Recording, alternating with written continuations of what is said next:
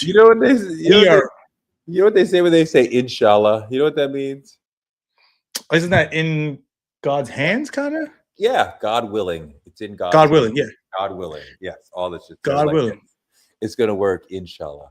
Inshallah, yeah.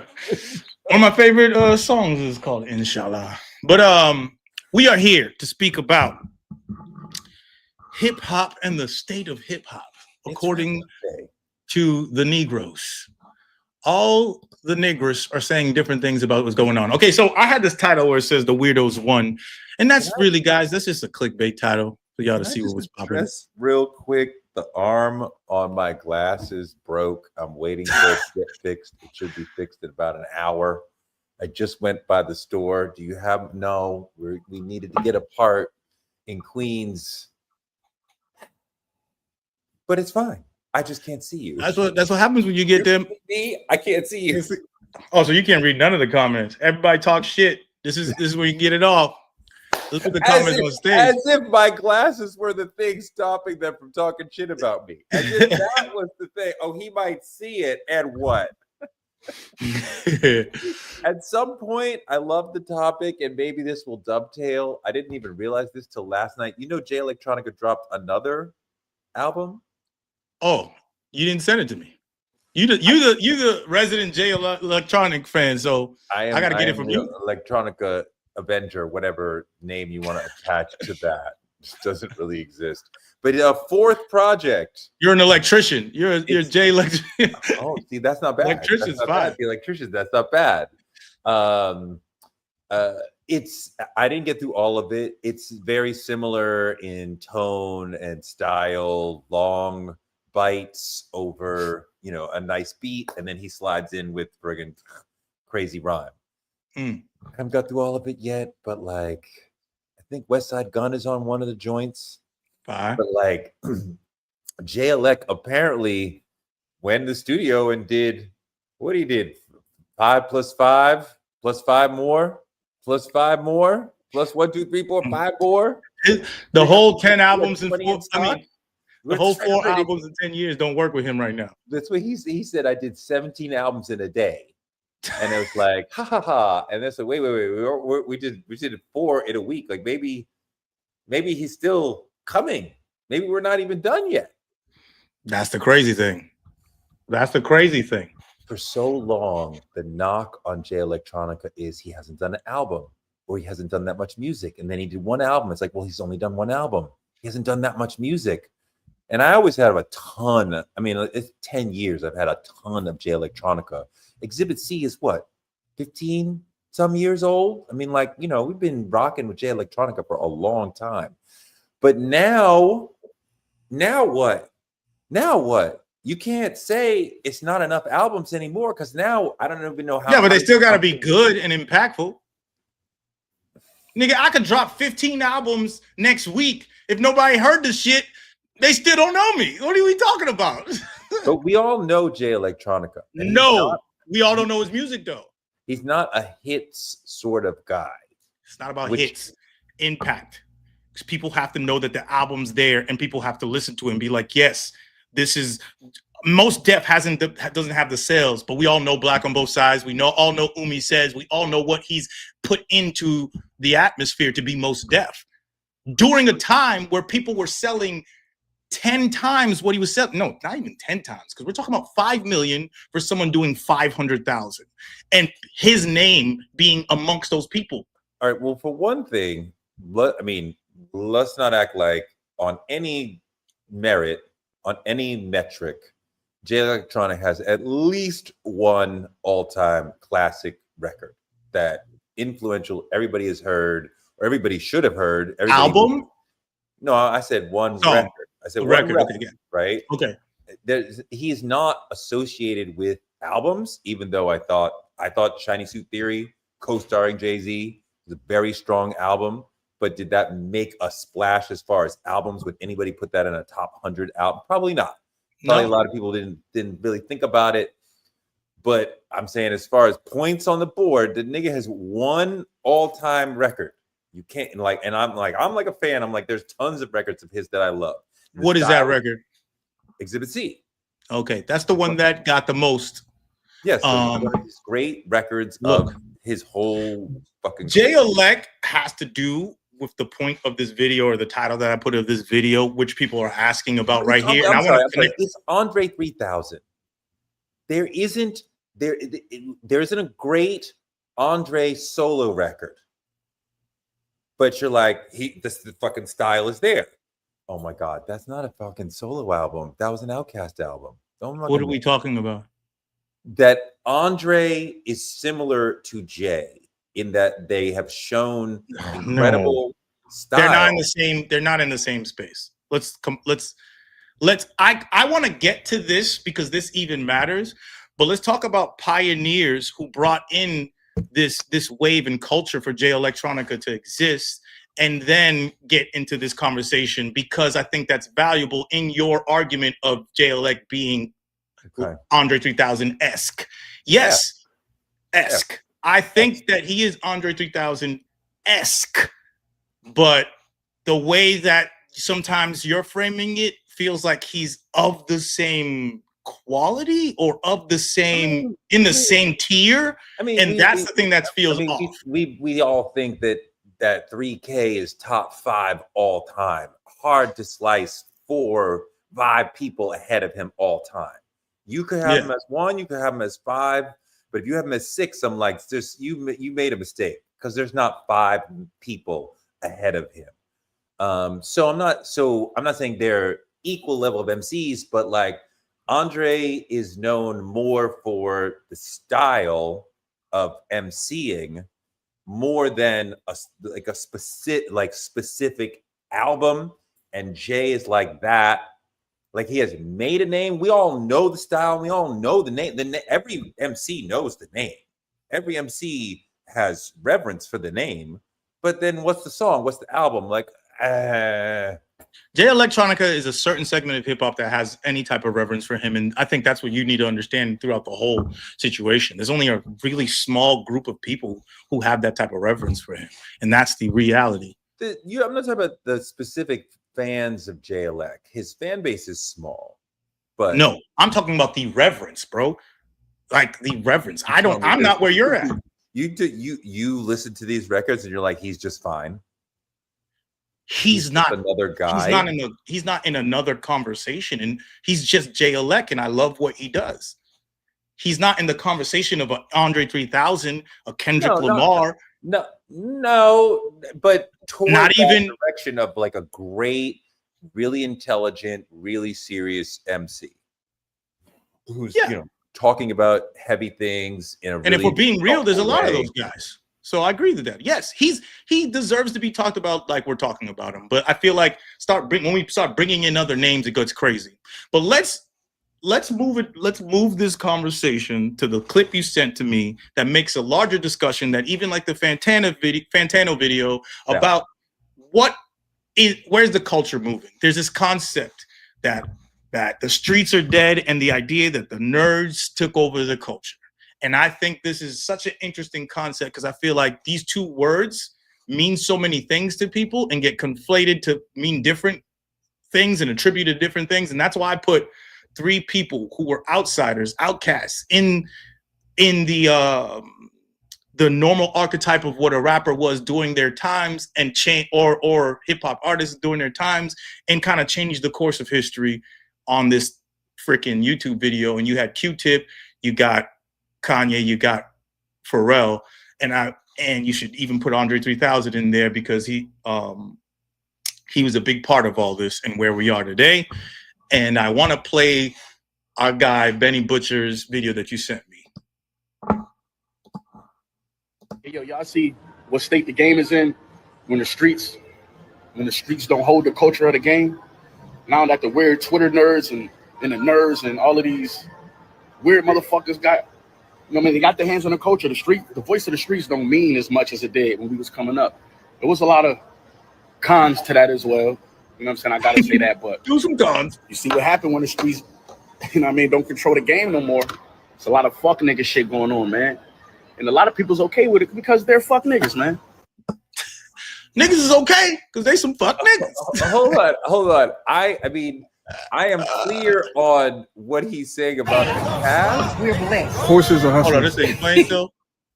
I am clear on what he's saying about the past, and like it did seem for a while in the 90s and the double O's, you kind of had to have sold drugs to be taken seriously as a rapper. Like you could get in. You had to talk about selling drugs.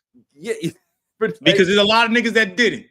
No, right. You had to talk about it, right? You had to make it seem like you sold drugs, right? Like let's say that, right? Whether or not you did or you did not, you had that. You had to talk about that. You had to make it seem like that was what you used to do.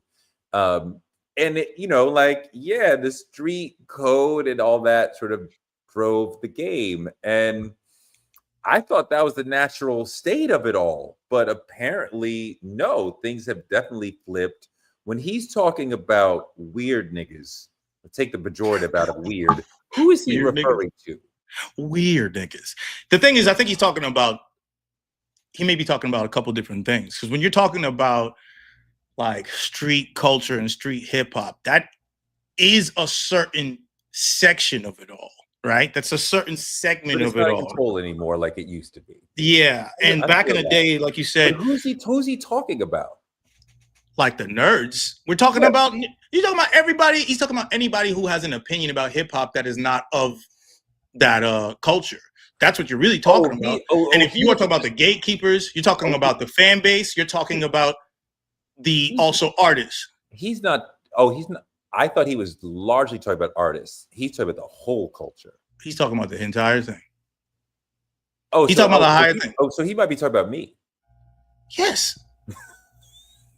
Yes, he's talking about us right now. If you want to throw it out there in the sense of but not exactly because I didn't know that I was the one who's. I thought he was about you wanted to be about you, but it's more so about the idea of Kanye and Travis. Damn. Yeah, you're talking about Kanye, Travis, and their sons, right? And you're also talking about the idea of how the whole thing with Young Thug and the whole thing with Gunna and the actual street element being inside hip hop and that credibility being there and those people being championed for being those type of people and the veil being taken off of that whole game. And now people looking at it and making up their own rules for street culture that had their rules coming into this game. You understand? So if someone's changing the rules for things, saying like, oh, that's not snitching. Who cares about snitching? Who cares about if he sold drugs or if he's lying about selling drugs in his record? I like how this sounds. You know what I'm saying? It's like that idea of it being a fake force being in there. But let's talk about how this all came about. I think the history and really pinpointing that needs to happen, because if we think about, this hip hop started in the park, right? These are kids, mainly kids, making music and having an outlet and expression because they didn't really have anything else. They didn't have music programs, they didn't have all this stuff. And they're coming out of this place using what they can to create art and express themselves in many different ways, correct? Those kids are all different types of kids, right? Before in the 70s in New York, what's happening in the 70s in New York as far as politically and between black people, and like that Times Square looked mad different, correct? The shit was the streets for real. That was the streets for real. New York was like the streets for real in the 70s. Okay. What I'm saying is about how bad it was, right? And then the 80s, still bad, but there was like this outlet. People were performing and being artists, and artists in general are performative and what you would call a nerd. What we call a nerd is somebody who is weird or different or outside. A rapper and a street guy were not synonymous at all in the inception of hip hop. Okay. That concept, even if someone might have been street, they're not trying to portray themselves in that way because they're like, oh, I'm an artist. Because being an artist meant that you were an artist because that's how the game was, right? People were in shiny suits doing all this type of stuff. They could have been in gangs and all that, but that's not what they were representing, right? They were representing and pushing out the artist aesthetic, right? And then further down the line, gangster rap comes in and all that type of stuff. Even though there might have been street records in the 80s, we know that. There might have been certain street records. But the popularization of that thing comes in probably early 90s, correct? Well, because you talk about the late 80s. There was some street records in the 80s you're talking about from the message to Cool G Rap to Public Enemy responding to what they saw going on in the street. NWA is still the late 80s, Ice-T. So there's people talking about it. And what we would later understand as gangster rap is happening still in the late 80s. KRS-One talking about crack and these sort of things in New York. Run DMC mentions it. Interscope and Death Row takes gangster rap to another level. To where there was a panic about rap in the 80s, but Interscope was like, say whatever the fuck you want. NWA was like, wow, and the Ghetto Boys too. NWA was really pushing the boundaries of what was said, and then Dre and Snoop and them went to a whole nother level with the Chronic. But the entire game kind of became that after that. After the Chronic or around the Chronic, the entire game kind of became that. There was that period of the native tongues, right? And that's happening kind of the same time as where Dr. Dre's happening. But once the Chronic kind of goes crazy. Okay. The native tongues is a little earlier than like the native tongues Afrocentric thing is like mid to late 80s, early 90s. Exactly. And then gangster rap subsumes it and takes over. So not really synonymous, but the gangster rap controls the culture. The native tongues Afrocentrism is part of the culture. It was never the dominant thing. I think it was pretty dominant late 80s, early 90s because it was battling. I think after the Chronic, it changed. There was a clear difference when the Chronic dropped from what came after it. The Chronic is kind of the pinnacle of mainstream street like motif and concepts within hip hop, right? So I'm saying like after that, you have the golden era of what we call hip hop, the 90s to all the way to the early 2000s. That's what we're talking about. That's what Benny Butcher's that 90s era is dominated by Jay-Z, ex-dealer, Nas, who pitched a little bit but saw what was going on, DMX, who was a street guy. He wasn't a dealer, he was a mugger and a robber. Snoop Dogg, ex-dealer. Who else are the big stars of that era? I mean, like it's constantly like ex-dealer, ex-dealer, ex-dealer. That was 50 Cent, right? Like, yeah, 50 Cent. Like all that whole period is like ex-dealers. Lil Wayne are like dominating the space. Yes. And when we think about all these things, like we're saying, well, you said Lil Wayne, you already got it to Wayne? Lil Wayne's like after is old later, but 7 and stuff like that. But I just want to put out that the native tongues had a period in that area, and De La Soul and all this stuff have a period. I don't put Public Enemy as what we're talking about with street hip hop. Just because you talk about real shit and come from the perspective, just because you could still come from certain neighborhoods, certain communities, and be a nerd. You could come from that neighborhood and be a street nigga. It's not where you're from. It's what you're projecting is what I'm talking about. They're nerds. You're talking about conscious. I'm not saying that because I want to. I'm actually want to tackle the idea of being a nerd in general. That's my whole thesis in this. But what I'm gonna say is that I wouldn't put Public Enemy as street nigga shit. I'm gonna say that. I was just saying that they were part of the conversation that was talking about cocaine and crack are going on. So you had a full conversation through the 80s from, like I said, from the message. So was Tribe. What? I said, so was Tribe. They'll bring up crack or drugs in their stuff from their perspective. I'm trying to think. Tribe, not really. Public Enemy is like making songs and videos that are like, we are anti-crack, crack is whack, right? And like, doesn't Fife have a bar, crack is whack? He may have said that at some point. He may have said that. I mean, it's like he said something. I forgot. I don't know why I can't think of that. I don't think of Tribe. I mean, I think of Tribe as like, if we sat down with them, they would be political and like on point with all their ideas. But their music was really about jazz, fun, interrelating with the sounds of the 60s, some of the sounds of the 70s. Like more so than, you know, when The Message and KRS-One and Cool G Rap are talking about what's going on a street level. I mean, part of what you're getting at is in the 80s, when we talked about what we would later understand was the crack epidemic, generally they were saying that's going on over there. And in the 90s, it was like, I did that shit. And it's a big shift. Huge shift, because what we're talking, it happens in the 80s, but just when we go into the 90s, and it's like, I'm trying to say that felt that shit. My thesis is that there's because even Screw came in. Shout out to Screw, friend of the show. He has a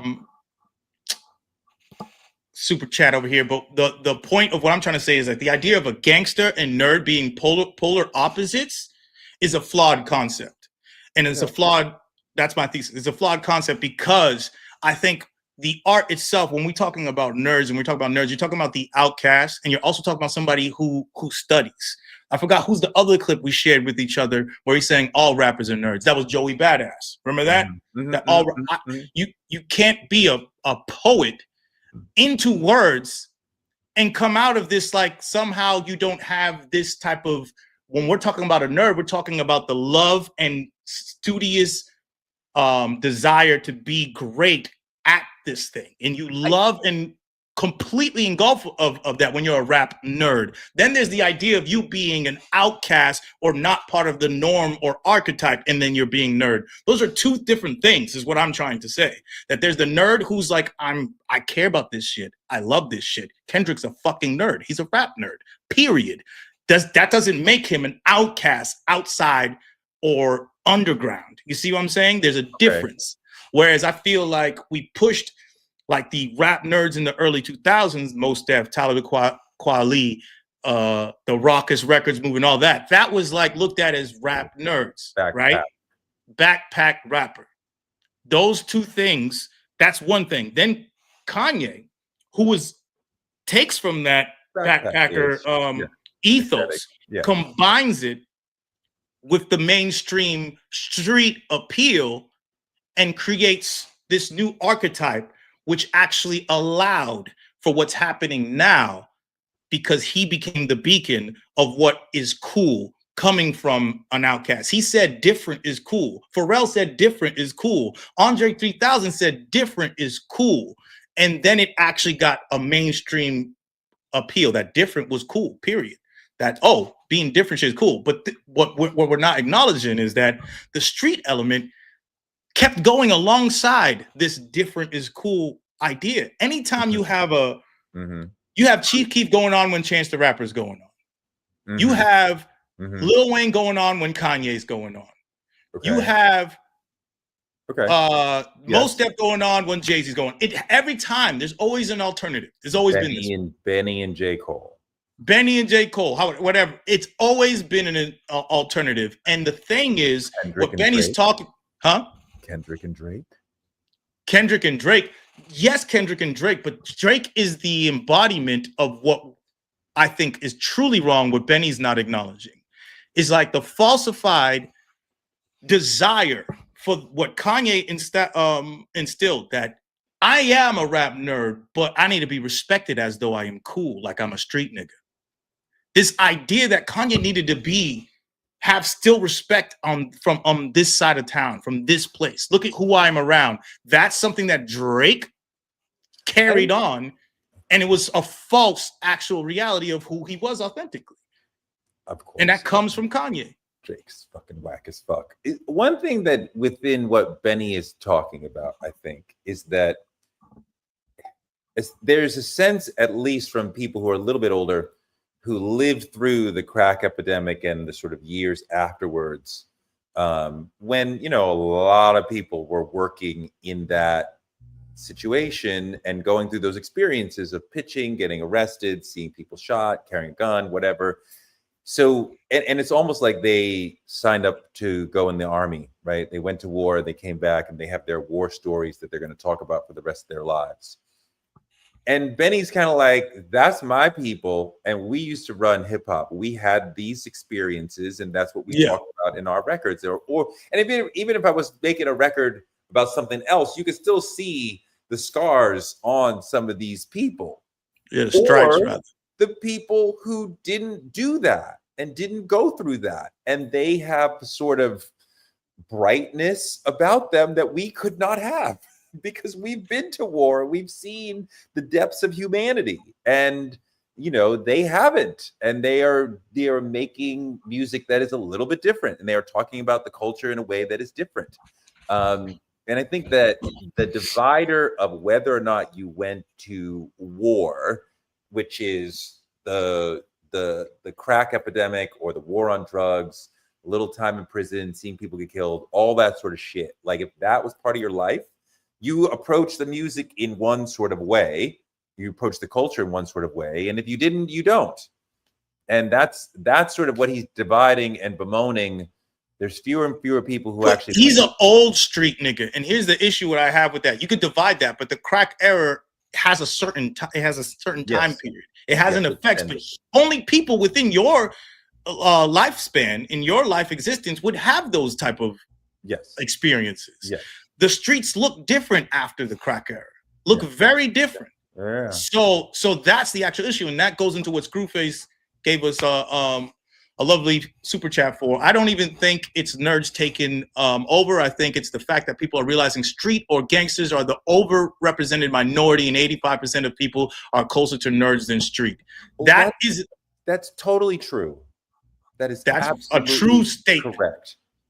Also, what is more aspirational?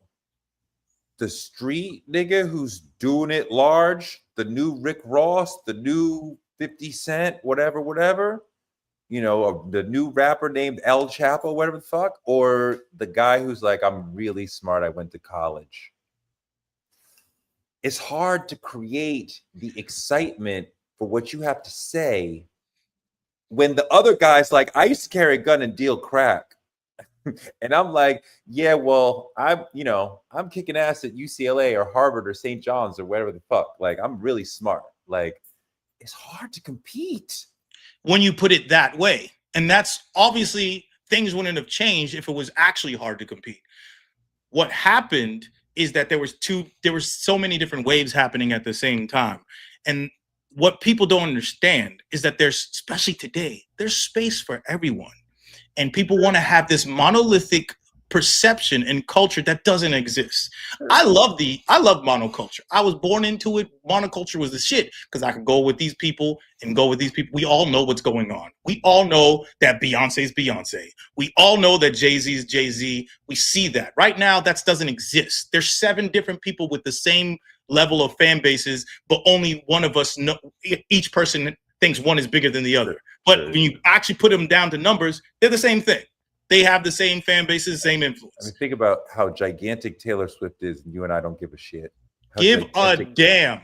But when Madonna was popping or Britney Spears, we knew. We knew about, or how gigantic Bad Bunny is, and I don't know. I respect it, but I don't know nothing about. I know though. That's the thing with me in my circles. If you got Caribbean, if you got Latino friends or family, you're going to know it's Bad Bunny. You know what I'm talking about? Like, what are we talking about? Like, to me, it's like crazy that someone doesn't know who Bad Bunny is. I mean, I know him because I am aware of culture, but I am not plugged into him. I encounter him when he does SNL, when he does the Super Bowl, when he goes outside of his whatever his normal shit, because I don't see him in his normal level of shit that makes him one of the biggest artists in the world. Then he does SNL and he does like a beer commercial, and I'm like, oh, that guy must be really big. Exactly, because that's the level of engagement you have and where you're going to meet him, right? But for me, it's like his last album was so important to the community and his community that was crazy. Anyways, look at this. Lupe is also the ultimate nerd, but has established ties to the street, including through his business partner Chili, who got real years. So if we're talking about Lupe, that's another one where you can get confused by this idea, where it's like people confuse like, oh, these neighborhoods and street means that there's nobody who comes from there who likes fucking anime or skateboards or has different ideas. They might listen to there's people in the street that like Paramore, nigga. Kendrick is a guy who overlaps on the nerd aesthetic and the street aesthetic. So yes, in some places there's There's overlap in the hip hop. Lupe is a great example of that also. I think that the overlap, it's about the fact that people can be multifaceted, and what you expressed was very real, and it's what Interscope and what the industry did with street hip hop. You take the things that can be more exciting, you glorify it, and now that's what it is. And it switched over, just like the idea of you were selling drugs and that's why you get all the women, turned to I'm doing drugs and getting all the women. Yeah.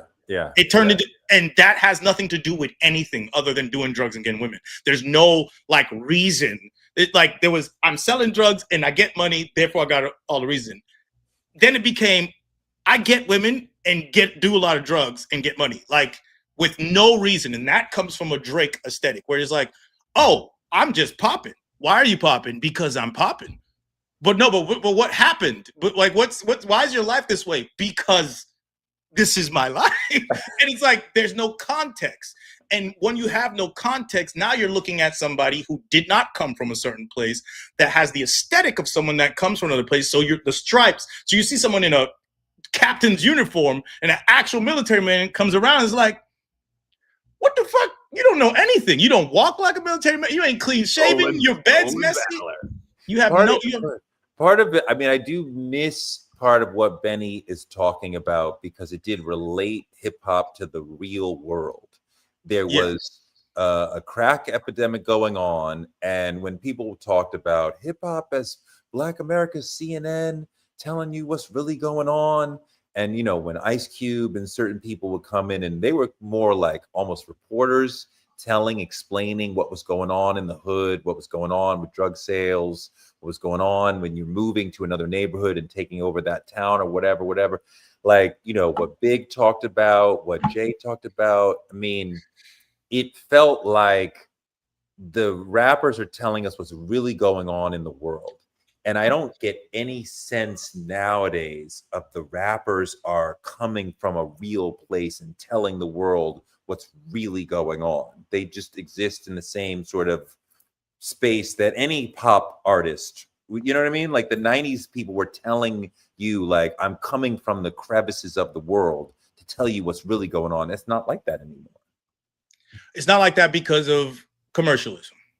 And that's why it's in a space of what I told you about. You're speaking about money for money's sake. You're not speaking about money because I didn't have it in coming where I come from, because that was the actual statement when you did it before.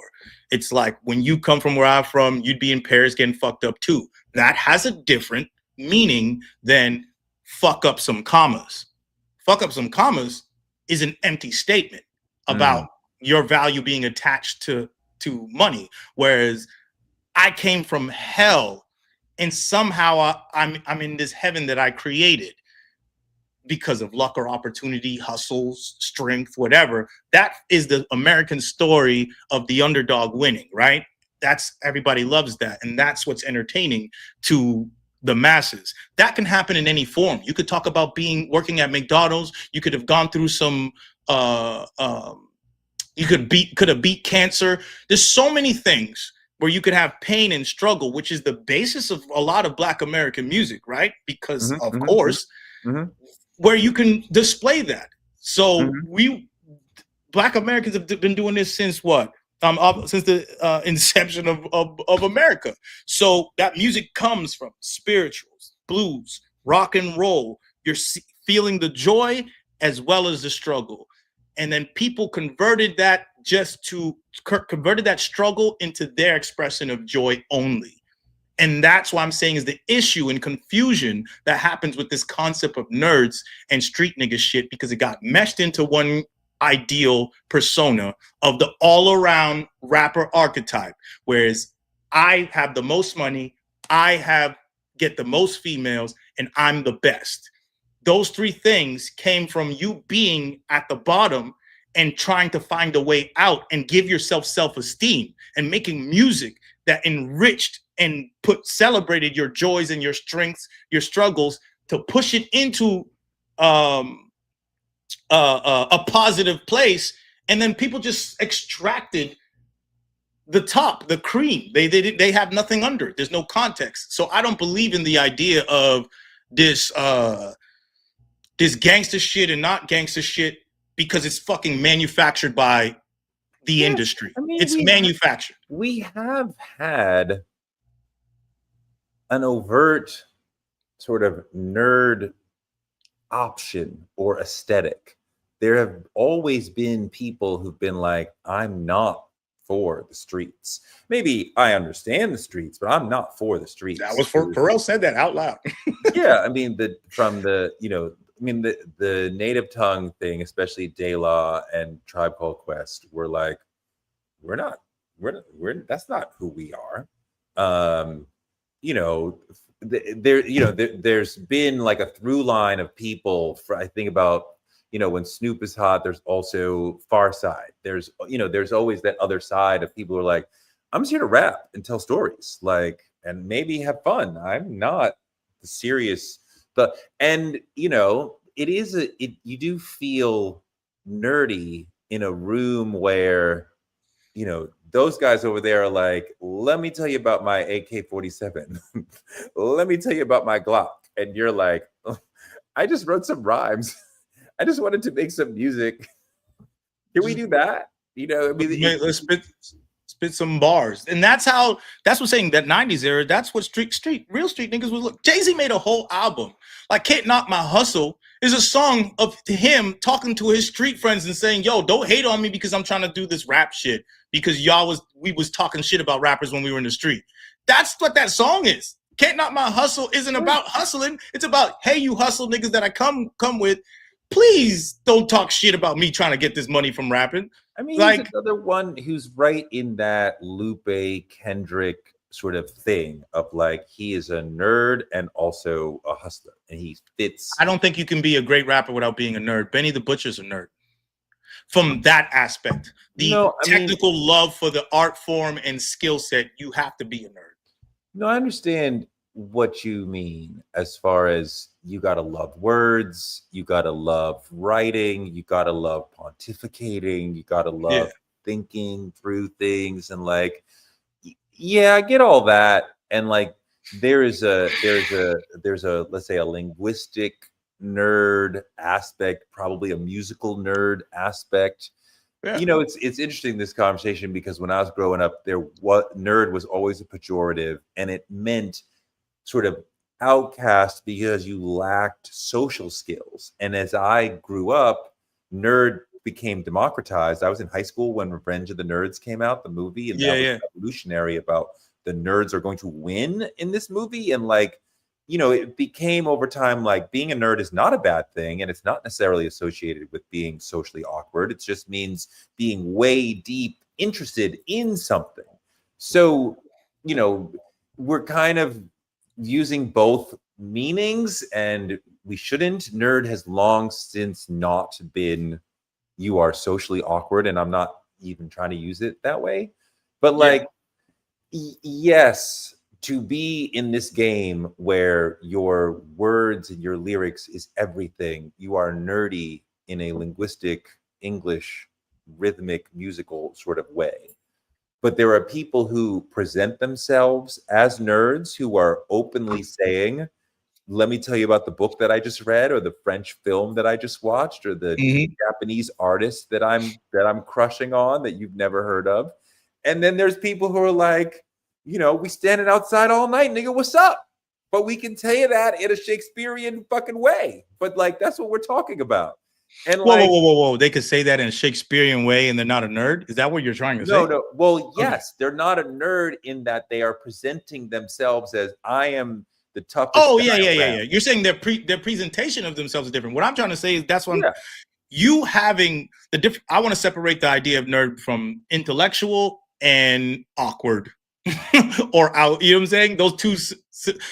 Those two things of you being heavily interested in a certain topic, that's a descriptor of a nerd. And there's also socially awkward and off base. Those things need to be separated. But let's talk about how he said about when street culture had an impact on it, that's what he comes from and that's what he likes. But he also said there was some problems with it. And I think there's some problems with it now, obviously. I think the problems when street shit was in control and coveted so much, as like your street prowess and representation and credibility, you had so many fake niggas talking this shit coming through here, being fake as fuck and creating different rules and all that about that shit. Then Rick Ross, you mean like that? Whoever you decide to name names, but I'm saying the demonstration and the peacocking of this shit it was ludicrous. It was ridiculous. Now, not the rapper. Now, now you have the same thing of this like peacocking of two sets. Like there's this idea of being weird for weird's sake. There's this idea of you presenting that false archetype that I talked about, this Drake super mega archetype where I'm all of these things. I have women. I also can be a nerd. I also have all this money. I'm also street. I'm all of these things at the same time. No, you can't be that. You can't be all of these things at the same time. That is very inauthentic. Well, Drake can't. I mean, like Jay-Z is. He's nerdy, Jay-Z, street, women, money. Jay-Z's cool as fuck. What are you talking about? That's what He's I'm not saying. a socially awkward person. No, but he could do the nerd out on a word sort of thing. I agree I think he's always presented himself as that though. And he's always presented his authentic truth. When I'm talking about someone grabbing, just keep anything that's popping and anything that's trending. Now I move to that in part of my mega archetype. I am the mega rapper archetype. It's a false presentation that rap performers usually do. Travis does it. Drake does it. One thing I think about is because I will accept you at face value if your presentation is good, right? Like I'm who do you say you are on the mic? Like I'll go from there. I don't give a shit, right? Like if you're presenting hot and like, Rick Ross makes good records. Did he really actually deal? No. But like he does make hot fucking records. At the end of the day, do I really give a shit? Like, no. But I do think about why not? Because who cares? He's playing a role. Who gives a shit? Like then why don't you listen to Drake play a role? How many kilos did you fucking move? Like, well, why don't you listen to Drake play a role of black rapper? I feel like that's different because Drake is doing something different. Drake's lying. That's an interesting point. And I think only Drake to me stands out as socially. You are saying something. You are representing yourself as not who you are. And I don't even attach it. If you say you're street and you're not, like I know you're not street, but like I feel like, just as with any person, like if a person was lying to you about who they are, I have to get the door. If the person was lying to you about who they are, then you would notice that. And he's kind of get the door. I'll answer some of these. I'll talk to these people in the streets. They've been trying to say stuff. Screwface said, it's not hard to compete. We just been brainwashed to think being a criminal is more aspirational than being a nerd, but the richest people are nerds. Yeah, if we value rich people are gangsters, please stop. Please stop. No, I don't agree with that You're statement. Anti-capitalist. You know better than anybody. Gangsters, the rich people, the wealthy people they refer to are fucking gangsters. No, but let's be real about these words. Do they do the same thing that gangsters do? Yes, because gangsters are just emulating American ethics. That's why gangsters are so celebrated in this country, because they take what America does as an imperial country and do it within their own community. That's what a gangster is. A gangster is just, hey, rape, pillage, steal, whatever I need to do to get to the top. That's what that is. That's American. So they're not the same because they're two different groups. What he's trying to say is that as far as like you controlling people with intellectual property, you getting money because of what type of products you're doing that are usually tech products, usually overtly something that is not even a necessity, a desire that you implemented within culture, like a phone. I think about the way the rappers present themselves. Do you present yourself like you can fight or that you can't fight? right? And I think Most niggas can't fight, first of all. I'm not talking about whether or not you can really fight. I'm talking about what is communicated to the listener from the way that you rhyme, the things you rap about, the way you look, the way you talk, how you spit. Some people, you listen to them rap and you be like, oh, I could take that nigga. And some people be like, oh, I don't want no part of that nigga. And we've seen guys who seem like they are freaking loose in the head, and I would not want any part of them. And they went on MTV and had a boxing match with some fucking punk singer and got beat up and was like, oh, you can't fight. And like but some people can get on the mic and make you think they would kick your fucking ass. And yeah, that's peacocking and posturing, and that's my issue. Because posturing is how you not get your ass whooped sometimes when you can't even fight. The problem is not posturing. It's not pretending that you're something you're not. It's just the communication of an image. And that I choose to communicate that I am a tough guy versus I choose to communicate that I am not a tough guy. And that is sort of the dividing line that we're talking about, that Benny was talking about, that some people chose to present themselves as tough guys. Whether they're going to beat you up with their fists or shoot you with a gun or whatever the fuck, doesn't matter. And there are people who chose to present themselves as not purposely, I am not a tough guy.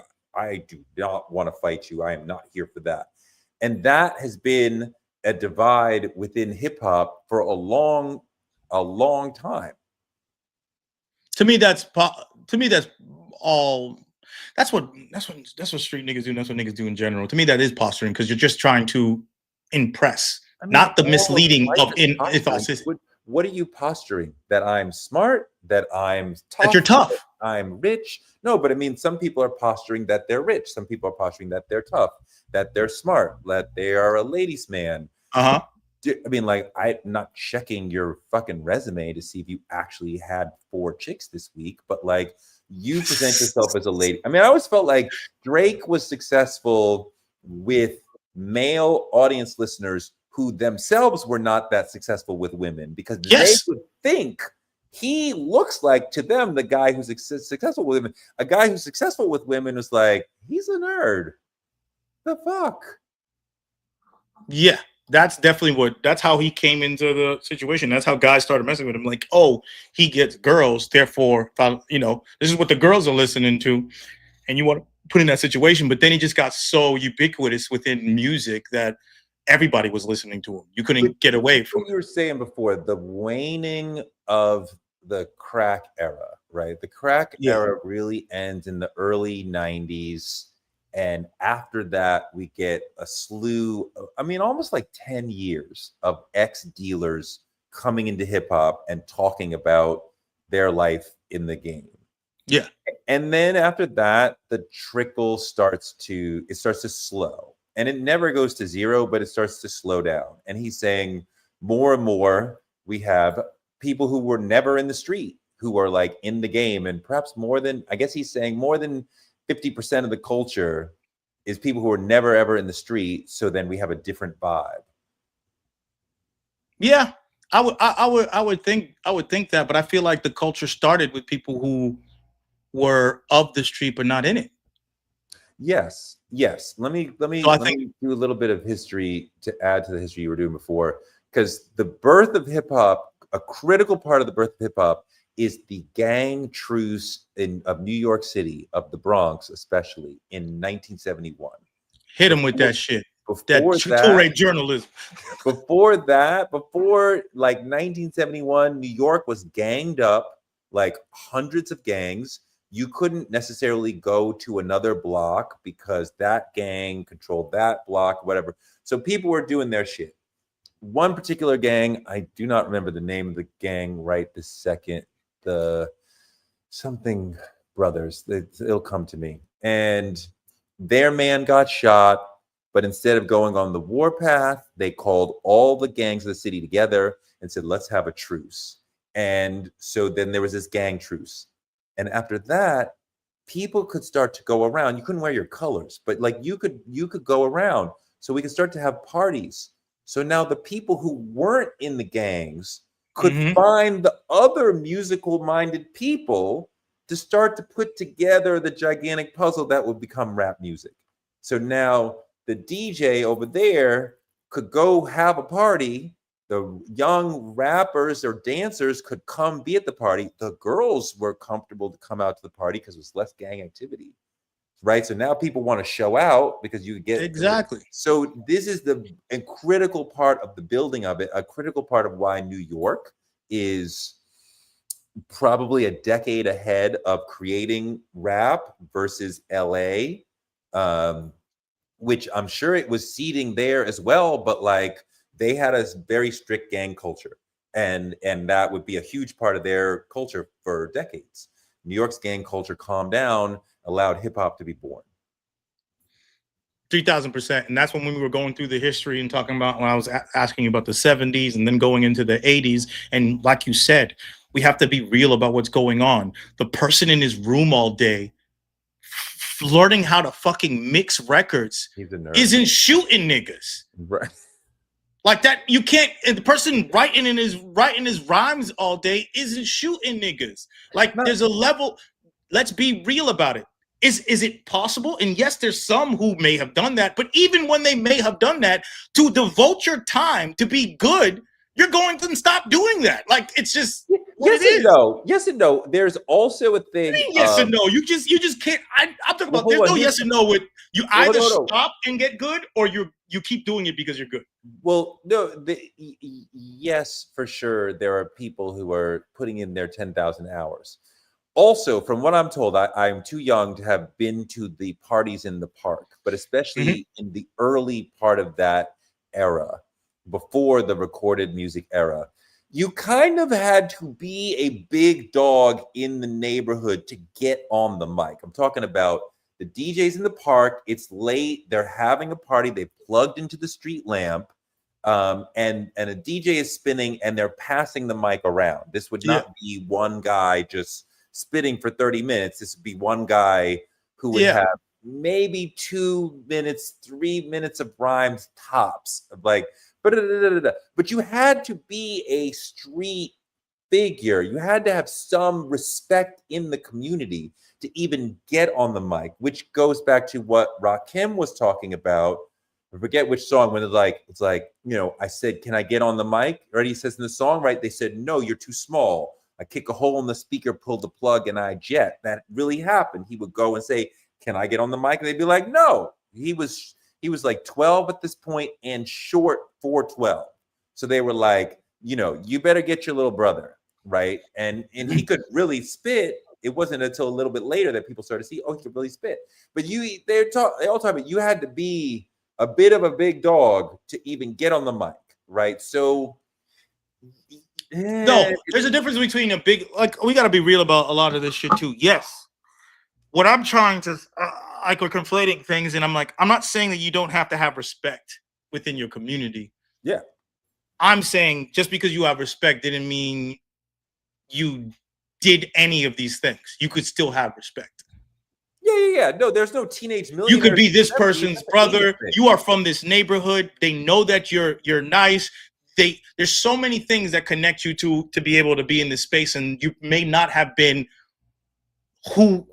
what certain people are saying that they were, right? And we said in the inception of this, there's a lot of people, they're not rapping about any of the things that they were rapping about in the mid 90s. Like what they're rapping about in the 80s, even though shit was going on. Like real shit was going on in the 80s, and niggas was expressing black joy.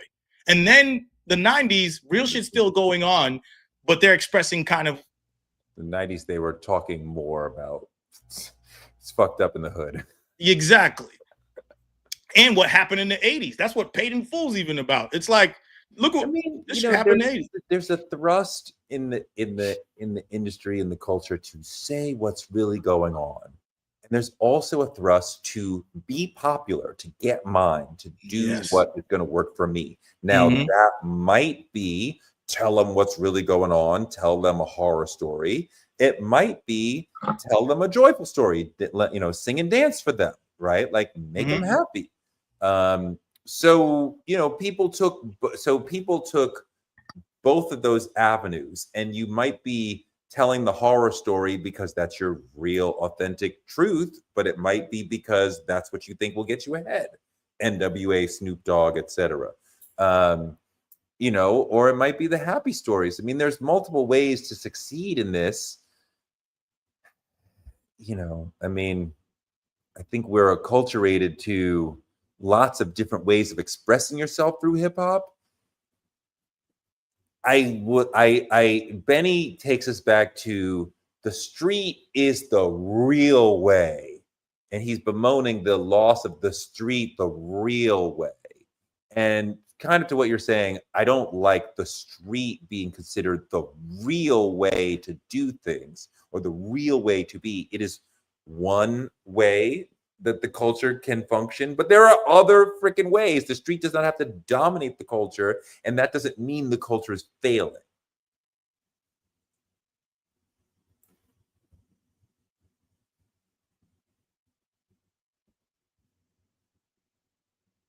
Hey, I don't hear you, bro. My bad. I did what you usually do. Now, why? See, why the hating? Why the drive-by hating? You're talking about NWA, so you got to do a drive-by. Why the drive-by hating? It's jokes. No. I'm saying it's balance, right? And I was bringing up the billboard, and I'll talk about why I brought a billboard. But it's balance.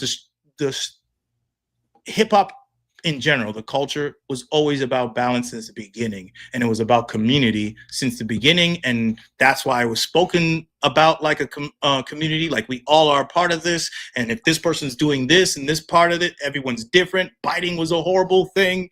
Niggas wanted to be different. People wanted to be great hip hop artists. You can break dance, you can tag. The idea of disrupting violence with art was in the inception of the art form. It was like, yo, we don't need to stop this gang shit. Let's fucking dance, nigga. So bringing back violence into it, because it still was a real thing. It's like, yeah, I know we're trying to do this shit, but you know, my nigga just got shot yesterday. It's going to be very hard to deny what's actually happening within your neighborhoods. But that's the inception of the art form, is to try to suppress the violent American culture that was bestowed upon you in situations that was in you were put in. So what'd you say? To suppress? To suppress it? Yeah. Suppress it. What would I say? What do you mean to suppress it?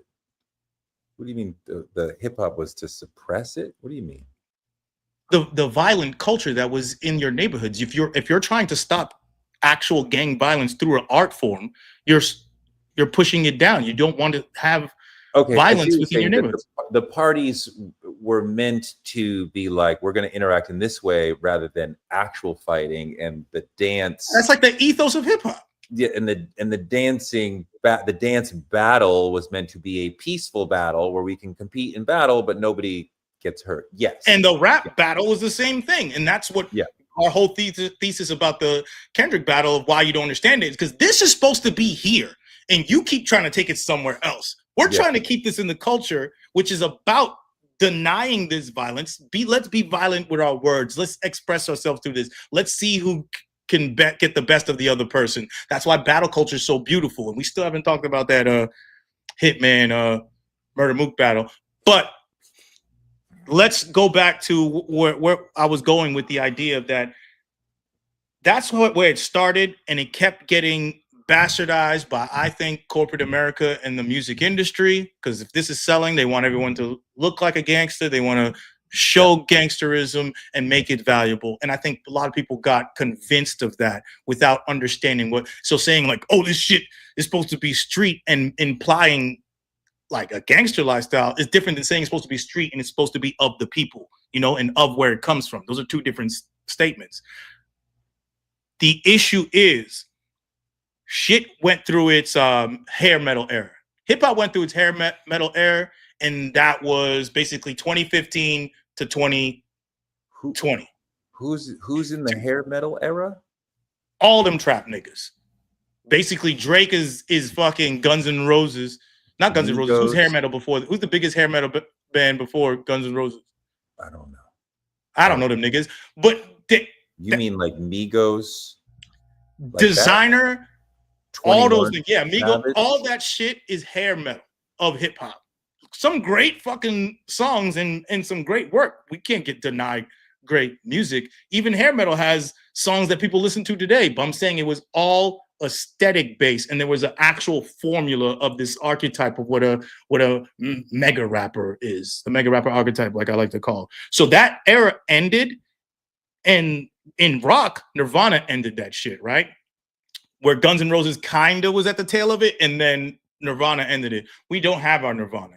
I think Kendrick was the Guns N' Roses, where it's like he's giving you more of that art and giving you that aspect, but nothing came after to completely reinvigorate this genre, because we've already been fully commercialized to the top, where it's no value, bubblegum music, hit songs for the sake of being hits, not what you were talking about, whereas niggas was being CNN of the streets.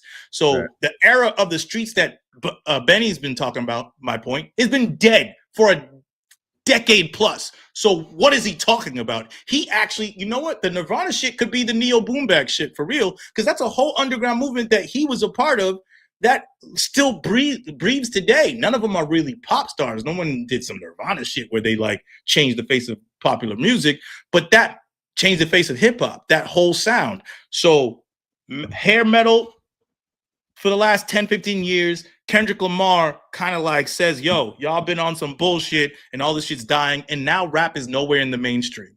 Rap is not mainstream. People listen to this shit. It's segmented. But if I brought up the Billboard charts, it's like, this shit ain't here. They don't give a fuck about this shit.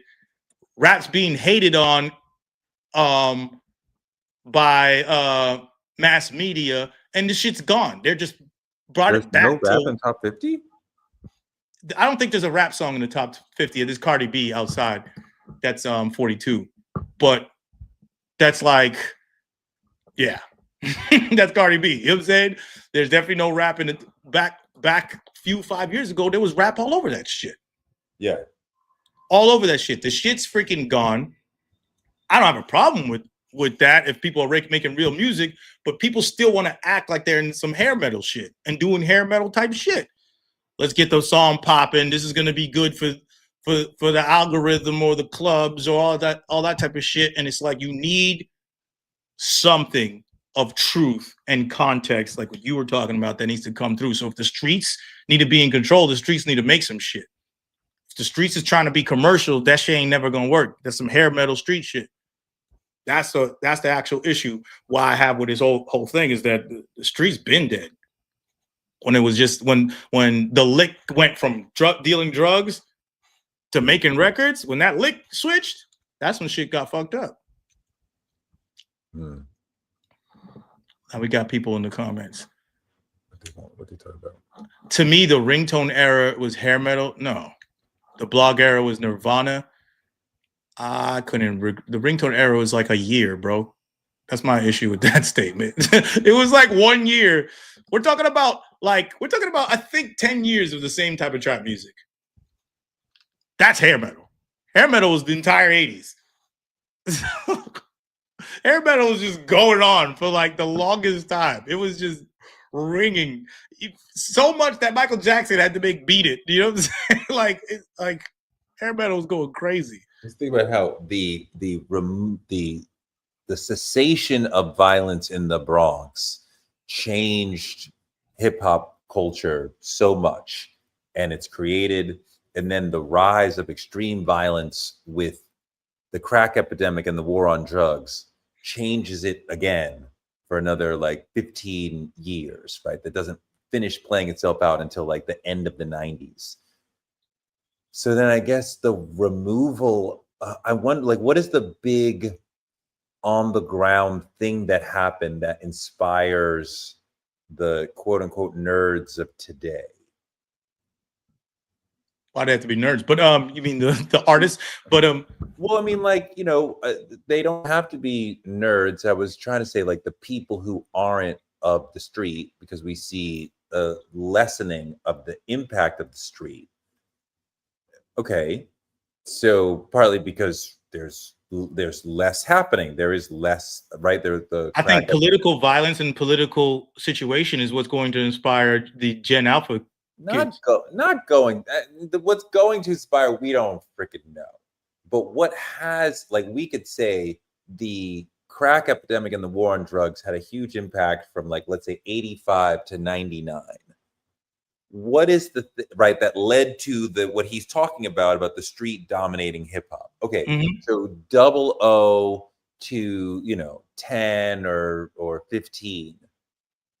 What is the thing that is that what happened that shapes how so many of those people saw the world that led them to do not street hip hop, but whatever sort of hip hop they ended up doing? The internet. Everything is about how we move because we are a 100% fully connected world through our devices, but lacking community. So that almost cognitive dissonance creates all the music that exists right now. If you listen to them, because I actually search for music because I love it. So I know what the kids are doing. I know what the UK is doing with rap. I know what they're doing in the US on the bubbling, right? When it comes to jerk music, all this type of shit. They're making shit to be the antithesis of being clean or expected. They don't want to seem like they rap well. They don't want to seem like they dress like who they are, where they come from. And they want to look like, it's like, I want to exist in negative space as an artist. I want to exist in the negative space. You guys are here, focal point. Look at this painting of a tree.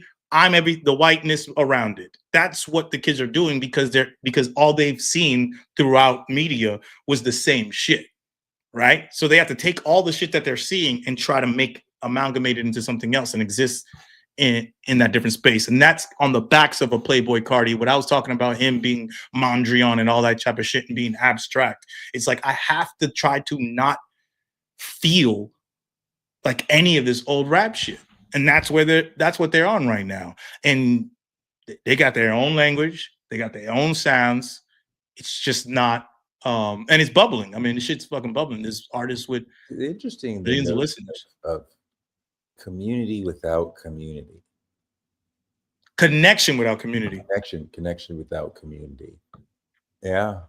That is the youth's concern now. Like, you got your Gen X guys were like all about like, oh, the commercialization and corporate America. That was like the Gen X problem that our generation, your generation before us, was all flower childs. Then you gave into the corporate America, and then you started blaming them. Like, look at what you guys created, and then you guys created your own foundations on top of that. You disrupted corporate America with the internet and all this type of shit. That's Gen X.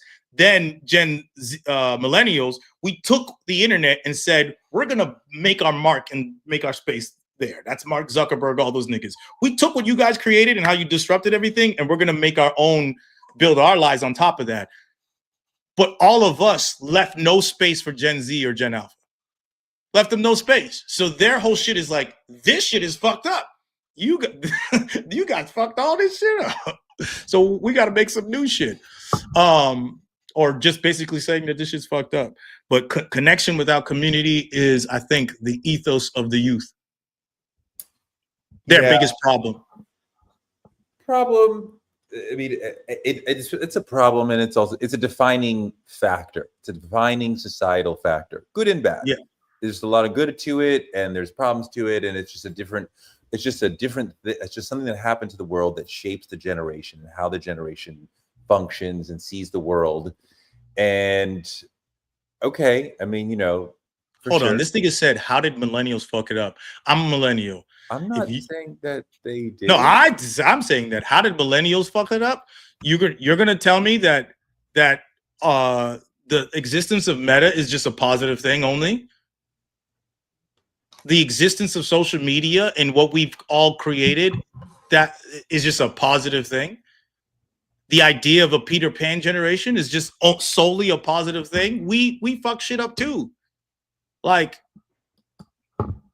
everybody before does something fucked up, especially in a society where It's an imperial society. We are all built. Once you start going along with society and start making money and creating infrastructure, you're gonna fuck shit up.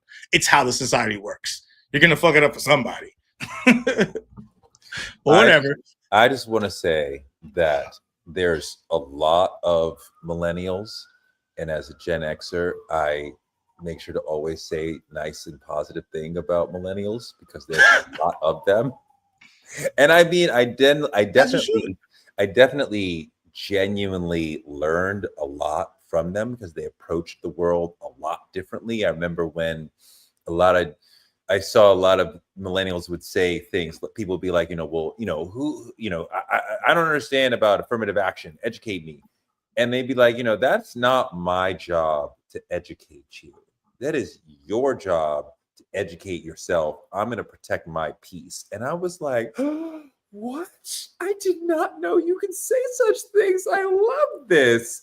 A lot of shit like that especially the Black millennials did and instituted that we did not do. And I'm like, yes, I love that. So I've been, and especially even like the boomers were very much like, you're younger than us, you will respect us. And I think a lot of us were like, we're not going to do that to the millennials. And we couldn't because there's a lot of you. there is a whole lot of us, and I don't even like to make I think generation wars are like diaspora wars. I'm just talking about the things that happen in our American society, and someone thought that I was talking about millennial rappers. I'm just talking about generationally the negative effects of what may happen. There's also obviously positive things too. I think all this stuff, you just have to look at it. If you want to start moving things in the correct directions, you got to understand what the positives came from it and what the negative shit came from before you. That's all I was saying for some of the people that thought I was talking about millennial rappers and all this shit. But either way, because we're talking about the worldview and how the worldview crafts your art, which creates a rapper of today and what they're talking about and why they were saying it. So it's like you have to look at the world around you and be like, what the fuck's going on? Like, what do I want to talk about? But are there any more super chats you want to read? Did I miss any super chats? Oh, there's some super chats. This is Screwface talking about you saying John is back again. Welcome Jeff Bezos. Jeff Bezos, they're saying Elon Musk, Mark Zuck are richer than any gangster in America. No, they are gangsters. No, they're not, Toure. Come on. Yes, they are. They are absolutely. No, but you know what we're talking about. You can't start changing it. Then everyone's a gangster. Like, what are we talking about? People who use extra legal or extrajudicial means to extract an extraordinary amount of wealth. That's a gangster. That's what. Yeah, but it's not actually illegal for them. Oh no, absolutely, without a doubt. The thing. No, it isn't. They just make the laws. What? What are you talking about? These guys make they are part of the lobbyists. They're part of the PACs that make laws and help them out. They're definitely doing things that are beyond legal, that are enriching themselves.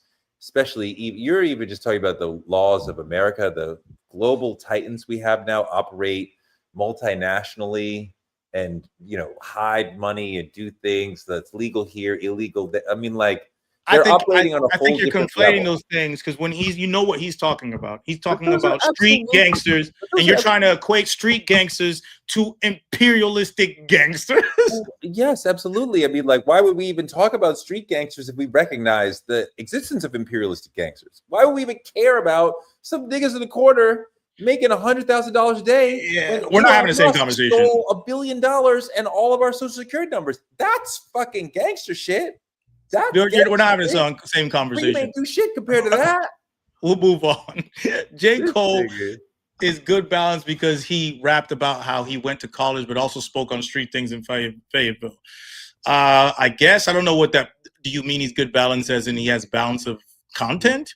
Or he's a balanced person. Saying that we were the Lupe Fiasco, Jay-Z, Kendrick thing where the artist has both sides. I don't think J. Cole. I don't think J. Cole's that.